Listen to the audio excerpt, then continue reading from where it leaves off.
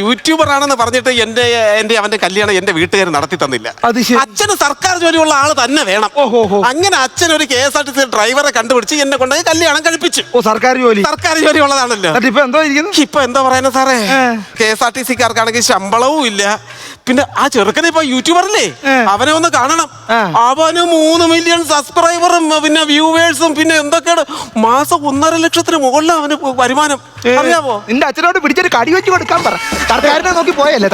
അതെ അതെ, പക്ഷേ യൂട്യൂബർ അല്ലേ, അവ ഇപ്പൊ എന്നെ ഇടയ്ക്കിടയ്ക്ക് വിളിക്കുന്നുണ്ടോ? വിളിക്കുന്ന മാത്രമല്ല, അപ്പൊ എന്റെ വീട്ടിന്റെ ഫ്രണ്ടിൽ കൂടെ അങ്ങോട്ടും ഇങ്ങോട്ടും നടപ്പത്തിന് കൂടുതലാ. അത് ശരി. എങ്ങനെയെങ്കിലും ഒഴിച്ചു വിടണം, ഒഴിവാക്കണം. അത്രേ ഉള്ളൂ.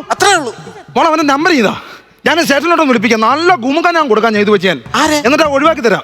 ആ യൂട്യൂബറെ? അയ്യോ, യൂട്യൂബറെ ഒഴിവാക്കുന്ന കാര്യമില്ല. പിന്നെ എന്റെ ഭർത്താവിനെ എങ്ങനെയെങ്കിലും ഒന്ന് ഒഴിവാക്കണം. എന്നിട്ടാ യൂട്യൂബറെ കല്യാണം കഴിച്ച് സുഖമായിട്ട് ജീവിക്കാമല്ലോ. മാസം 1.5 ലക്ഷത്തിൽ കൂടുതൽ അവന്റെ വരുമാനം. സ്ഥിരം പഴങ്ങഞ്ഞടിക്കുമ്പോൾ ചെറിയൊരു ചേഞ്ച് കുഴിമന്തി.